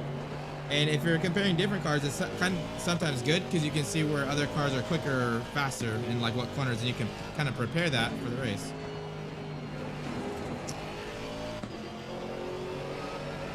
All right, let's try to catch these guys. Really focusing on those things that we're trying to improve during practice. So trying to stay close in there so I don't go wide. Really focusing on the entry so I can get priority on the exit. These GT4s, you're just used to the GT3s throwing them in there and sticking, and these you get really wide if you carry too much speed there.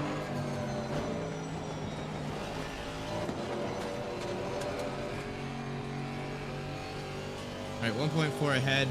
You can catch them.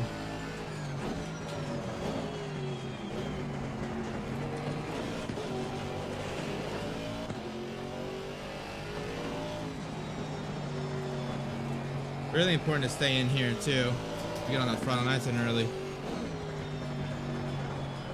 These camber turns are just really welcoming here at Laguna Seca.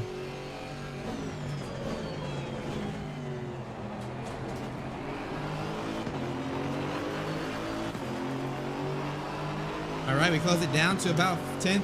Again, I'm really trying to get that practice in the traffic here, so I'm not really worried about position or anything like that. I just want to catch up so I know what it feels like when I can't see my braking point.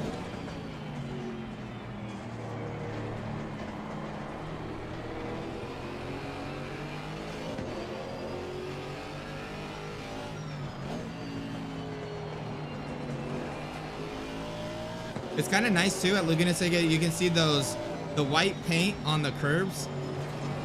They can really help you identify like kind of when you get on the throttle. Always like to have the car rotated, so I'm kind of like parallel to those, if that makes sense. All right, my goal is to be under 31s in traffic. Oh, that was really nice. Really chucked it in there. If I can be under 31s in traffic, I'll be super happy with that.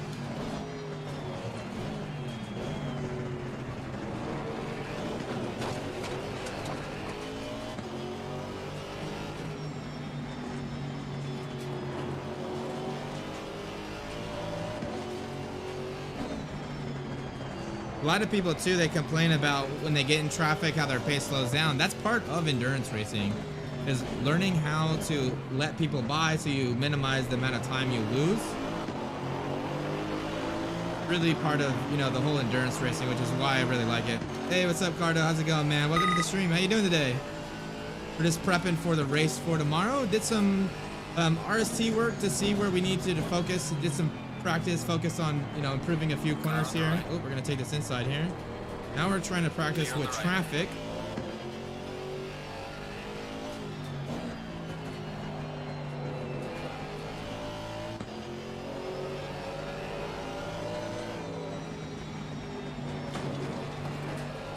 You can see I just nicked that inside corner there and it just spat me out.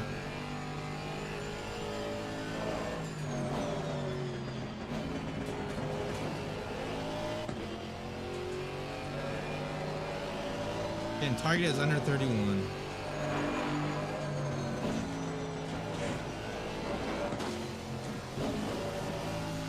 They're just gonna kill my speed here.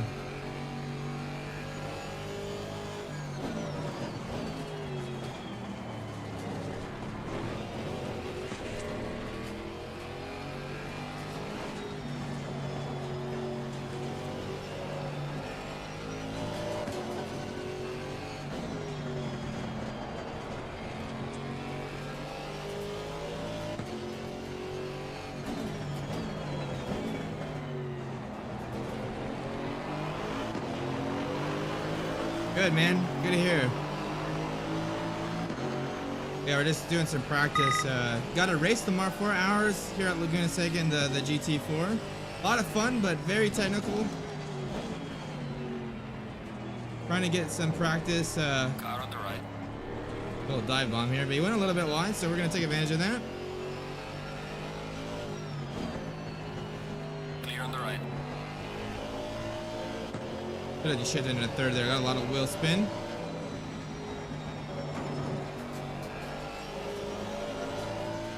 Yeah, I love these GT4 cars. Are just so much fun. I think, you know, they just give you a different element than the GT3s, and it's kind of sad there's not as many people that like the GT4s or drive the GT4s.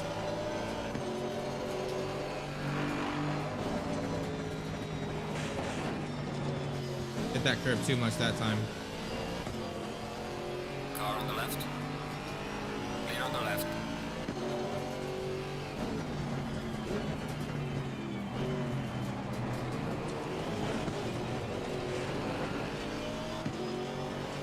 Yeah, I agree.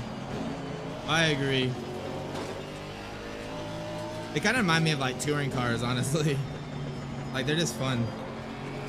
They're very challenging to drive, right, though. Like, a lot of people complain how hard GT3s are to drive, but I think GT4s are harder to drive fast. Like, they're easier to, you know, get in and go. They're more forgiving and more mechanical grip, but to do them fast is a lot more challenging, I think, because you don't have that power or that downforce to save you like you do with the GT3 car.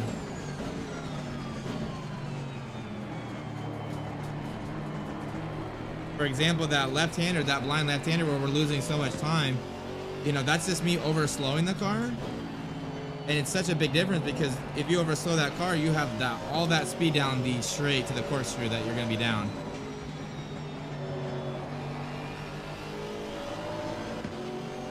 We got a good pace this lap.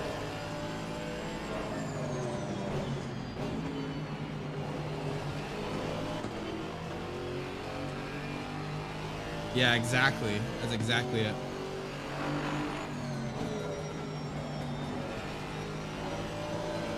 Went a little bit wider there. I really want to focus on consistency here. So again, target is under 31.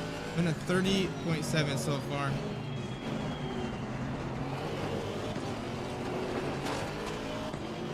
Gonna go side by side with this guy. Clear on the left. I try to take the inside.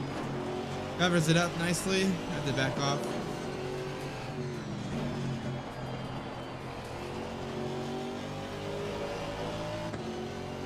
Yep, exactly.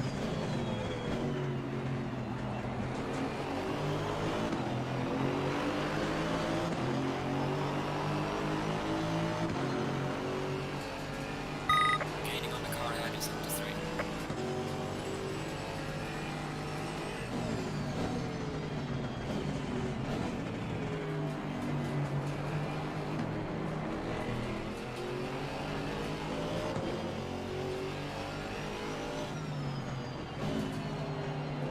Get in there. Nice. It's so important to get on the inside of these curbs. That camber just kills you. There's good practice in the traffic, though.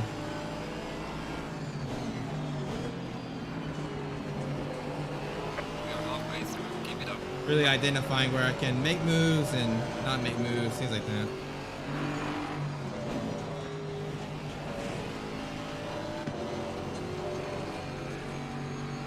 There we go. We got good pace on this lap. Car on the right. Clear on the right. A little bit of dive bomb. You guys didn't see that. The ABS just kills the speed here.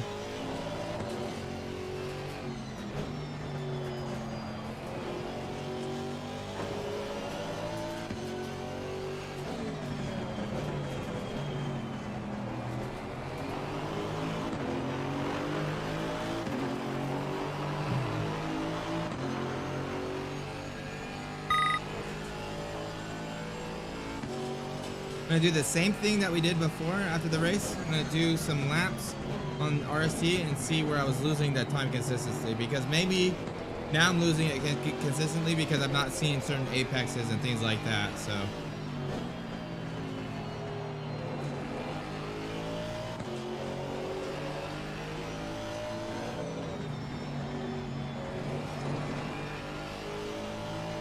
I said a few years ago I was going to work for Skip at Laguna. The track is amazing. Oh, that's awesome, man. What were you going to do for Skip Barber?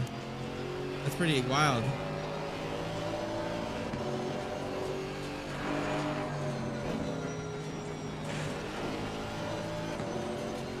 really nice blind turn there. The trick is to get as close to that curb as possible without hitting that curb.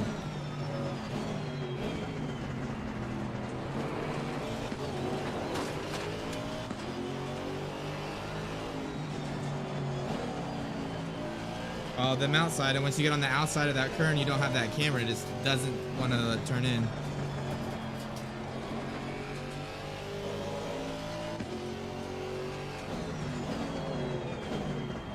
Look, it's going inside here. Mercedes is saying, hey, number 25 BMW, let me get around you. Yeah, you could lower the brake power. The thing is, I'm just not trail braking. I'm not easing off the brake fast enough. So I'm just getting into the ABS a little bit more. On the right. Thing with ABS is it's there for a reason. You know, it helps you. Ooh, that was my bad. I just got a little bit wide into him. But it helps you like turn the car, right? But if you just are not trail braking enough, you're gonna overactivate it, right? It's just gonna kill your braking distance there. Yeah, what's up, Moise? How's it going, man? Got to get ready for tomorrow. You've been rapid on the qualifying charts for the Mercedes, man. Let's go ahead and look at RC though. I'm gonna do a few more laps, but you know, I kind of made a mistake there. Let's see where we're doing our laps here. Let's see where consistently we're doing our times. Let's see if we see any patterns here. So, pretty flat, honestly, all the way up a little bit through the corkscrew. So all this time for all these laps, I'm losing in the corkscrew. So the corkscrew, I need to learn to be a little bit more consistent there. You can see it definitely looking here, my mid-corner speeds vary quite a lot through there. So that's probably one area I need to focus, but you can see for the rest of the lap, pretty flat here. My average is going to be really low, but I think we got down to a 31 under target pretty easily here. Mo said, just did a league race and I'm pretty drained. Looking forward to tomorrow as well. Yeah, dude, it's going to be awesome. I'm super excited for it. But if you guys don't have any questions, I think I'm probably going to end the stream. Again, when you're doing these kind of things, guys, you always just want to go through, again, do some laps, compare it to a very fast lap like we did here. Go through the time slip to see where you're losing time. Identify 2 corners that you're losing the most time on. Then once you've identified those 2 corners, look at the throttle, the brake, the steering inputs, the gearing, see what's different. Are you too late on the brakes, which causes you to be later on the throttle, killing your exit speed? Are you too early on the brakes, which you're losing time onto the corner entry? Just use that. Once you've identified the corners are slow, go in the rest of the graph, see what, where you need to improve that time, and then focus on those 2 things. Work to try to mimic those things. And then once you're happy, go in, do a few laps, compare your lap time average, lap time standard deviation to kind of really start to put it all together. And then just rinse and repeat. Then from that data, try to pick 2 corners where you need to improve, try to figure out what you're doing that's costing that time. Work to improve that. Do 2 or 3 laps, check the data. 2 or 3 laps, check the data, and just keep doing that. And until the event, basically, there's always a little bit of time you could do. I had to use data from my pace, which makes it a little bit harder because I'm the one doing the times. Ideally, find someone that's like a second or 2 faster than you. That way you can really see a difference there. If you don't have Niels' data, Niels has all his data uploaded. You can use his data, pull it in and kind of compare. But this is just, again, me kind of doing some data. I had to do some practice today, so I just kind of wanted to share with you guys. If you have any questions or anything, please let us know in the comments and we'll try to address them. Regent said, will RST be able to import Motec? Unfortunately, no. Motec has a proprietary data structure, so if I want to be able to import Motec, I'd have to pay Motec to use their file structure to work with RST. So unfortunately, it won't. You just have to have it running while you turn laps. You can still share that data. You just click on the save icon and then send it to your friends. But that's going to be it, guys. Again, if you have any questions, let us know in the Discord on the comments down below. We will be streaming the race tomorrow. It's a 4-hour endurance race here at Laguna Seca in the GT4s. Me and Speedy will be driving. So I'm pretty happy with my consistency after doing this little session here. But I hope you guys have a good Saturday and hopefully I'll see you tomorrow. But if I don't, hope you guys have a good rest of your weekend.